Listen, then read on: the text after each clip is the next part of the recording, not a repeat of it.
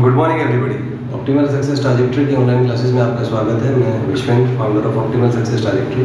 आज आपके सामने हम एक इम्पॉर्टेंट कॉन्सेप्ट लेके प्योर रोलिंग मोशन में हमें कई बार कैलकुलेट करना होता है कि जो फ्रिक्शन फोर्स है सरफेस का, उसकी डायरेक्शन क्या होगी, whether it will act forward, backward और इट विल बी जीरो। तो उसमें काफ़ी कॉम्प्लिकेटेड रिजल्ट्स हैं, तो we have simplified that in 3 different cases. तो रिजल्ट हमने जनरली यहाँ पे लिख लिया है कि what is the general result. तो मान लीजिए कोई बॉडी है, रिजिड बॉडी जो प्योर रोलिंग मोशन परफॉर्म कर रही है।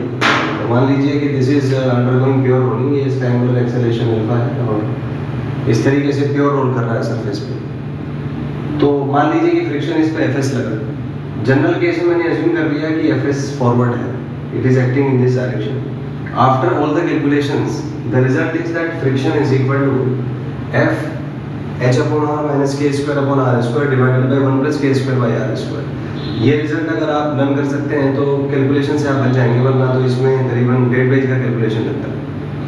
तो this is the result for friction. यहाँ पे k is radius of gyration about the axis of rotation, उसके अबाउट ये radius of gyration. 3 different cases arises. Case 1 friction 0 है, तो फ्रिक्शन 0 होगा तो इसको आप 0 कर दीजिए। ये क्योंकि पॉजिटिव है तो उधर जाके 0 हो जाएगा। इसको 0 करेंगे तो यहाँ से आएगा h by R is equal to के square by are square.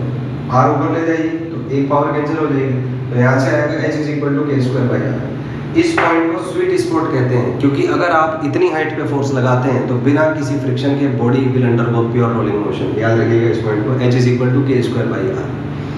Next case is when fs is positive. So directions की अगर मैं बात करूं, fs पॉजिटिव होगा तो फ्रिक्शन विल एक्ट फॉरवर्ड, आगे की तरफ लगेगा फ्रिक्शन, और वो तब होगा जब ये चीज पॉजिटिव होगी। ये पॉजिटिव तब होगा जब h बाई आर माइनस के square by are square positive होगा। इसको इधर ले जाइए तो h by r k square by are square से बड़ा होगा। इसका मतलब h जो है वो के स्क्वायर बाई आर से बड़ा होगा। Similarly friction will act backward when it will be negative. तो सिमिलरली इनइक्वालिटी से यहाँ पे नेगेटिव आ जाएगा, तो h is less than k square by r. So we can summarize that friction will be zero if height h at which force is applied is equal to k square by r. It will act forward when the height is greater than k square by r, and it will act backward when the height is less than k square by r. In this way you can calculate your question, can do calculations for that in less than 30 seconds. Thank you and have a nice day.